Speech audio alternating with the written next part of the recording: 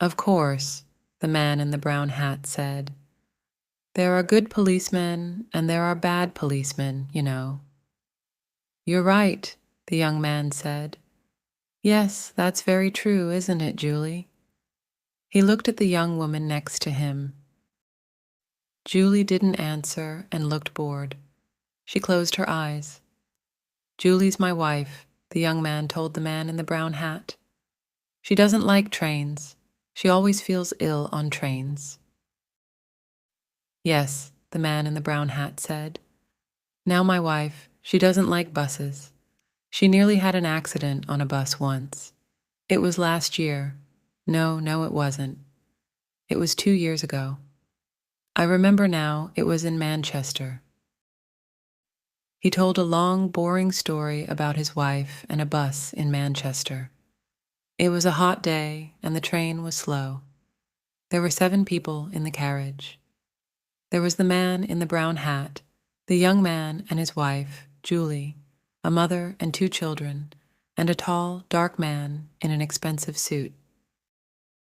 The young man's name was Bill. He had short brown hair and a happy smile.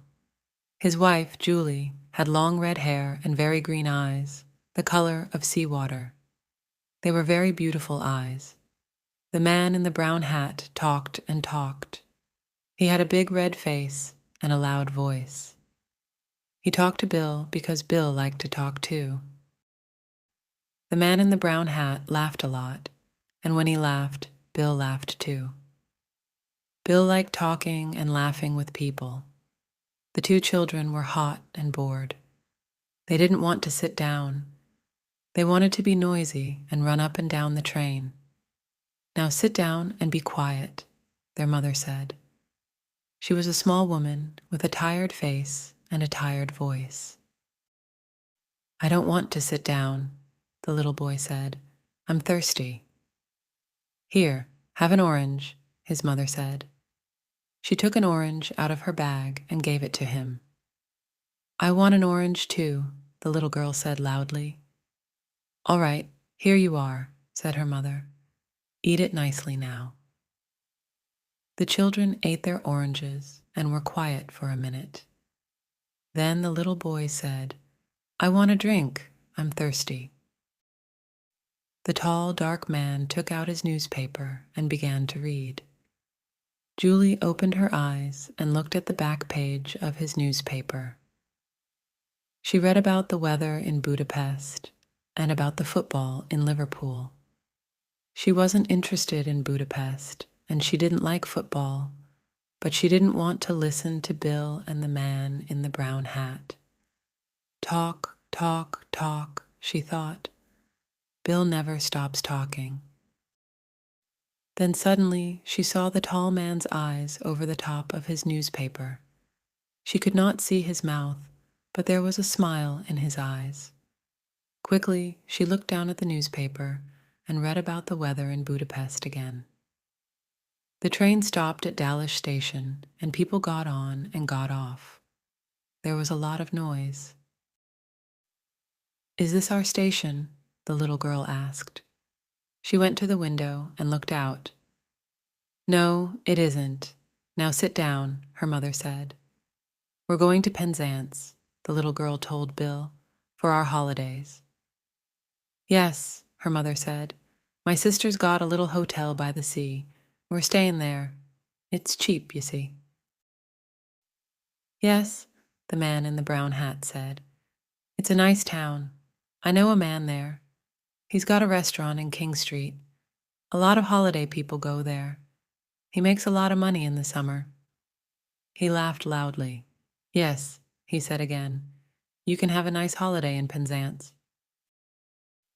We're going to St. Austell, Bill said. Me and Julie, it's our first holiday. Julie wanted to go to Spain, but I like St. Austell. I always go there for my holidays. It's nice in August. You can have a good time there too. Julie looked out of the window. Where is Budapest? She thought. I want to go there. I want to go to Vienna, to Paris, to Rome, to Athens. Her green eyes were bored and angry. Through the window, she watched the little villages and hills of England. The man in the brown hat looked at Julie. "You're right," he said to Bill. "You can have a good time on holiday in England. We always go to Brighton, me and the wife. But the weather, we went one year and it rained every day. Morning, afternoon, and night. It's true, it never stopped raining." He laughed loudly.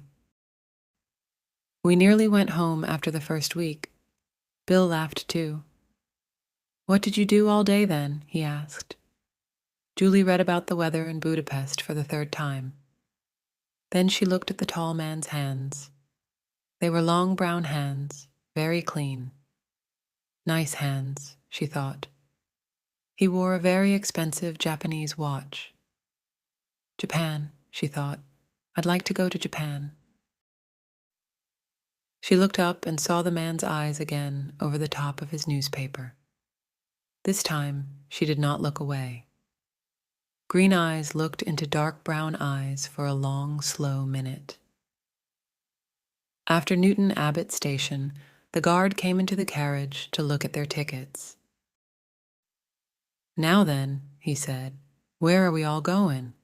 "This train's late," the man in the brown hat said. 20 minutes late by my watch." 10 minutes, the guard said. "That's all." He smiled at Julie. The tall, dark man put his newspaper down, found his ticket, and gave it to the guard. The guard looked at it. "You're all right, sir," he said.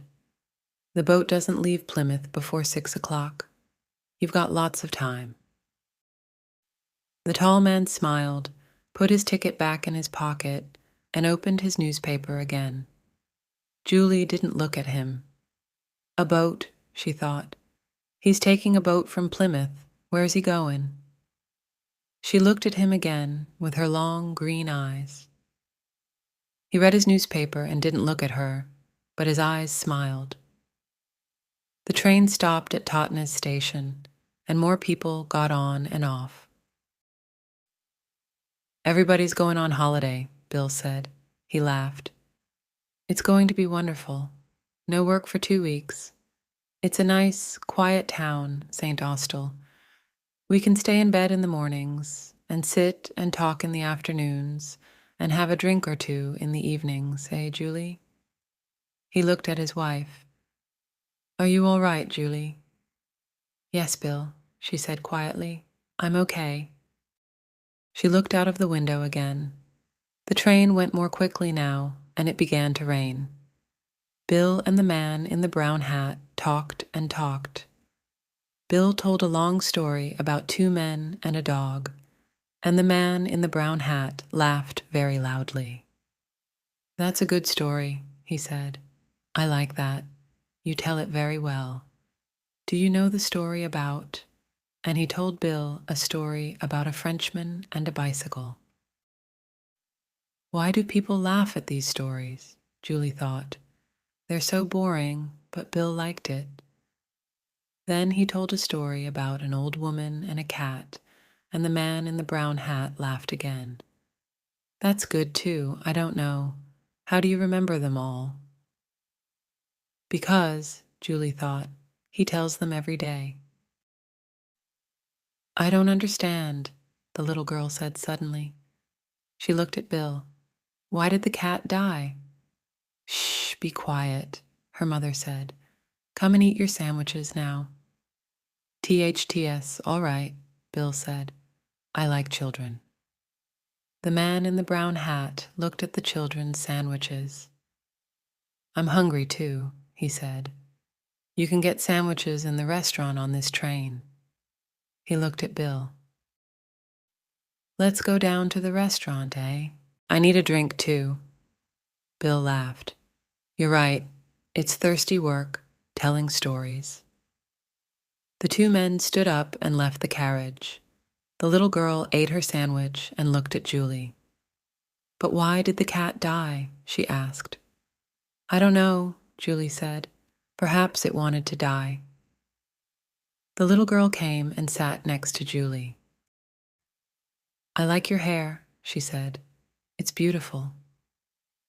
Julie looked down at her and smiled. For some minutes, it was quiet in the carriage. Then the tall, dark man opened his bag and took out a book. He put it on the seat next to him and looked at Julie with a smile.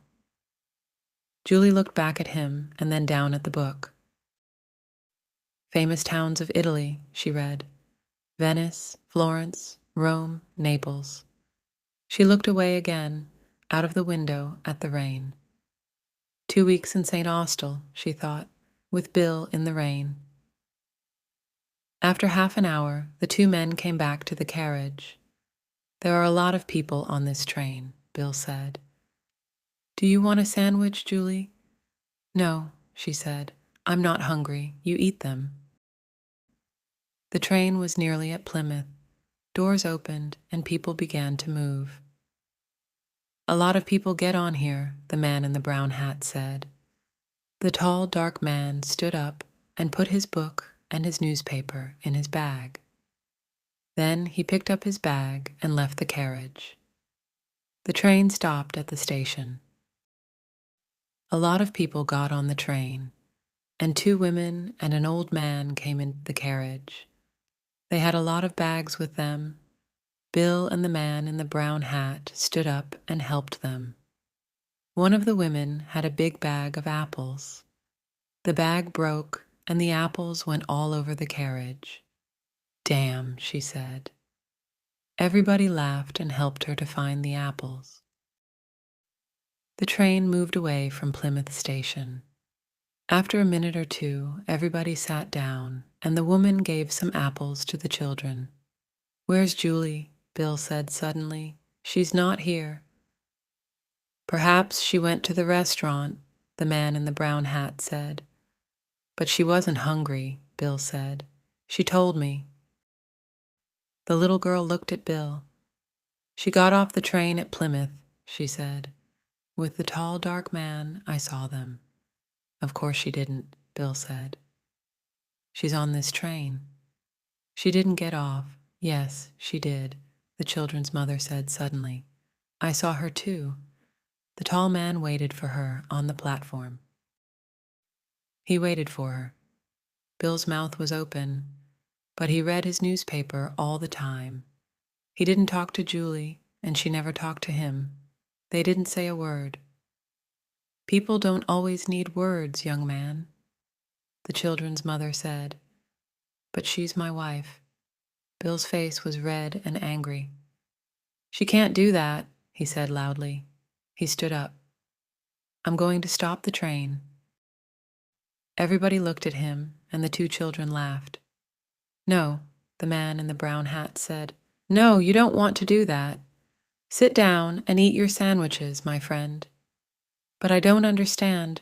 Why did she go? What am I going to do?" Bill's face was very unhappy. After a second or two, he sat down again. "What am I going to do?" he said again. "Nothing," the man in the brown hat said. He ate his sandwich slowly. "Go and have your holiday in St. Austell. You can have a good time there. Forget about Julie, those green eyes now." He took out a second sandwich and began to eat it. "I knew a woman once with green eyes. She gave me a very bad time. Now, you have to forget about Julie."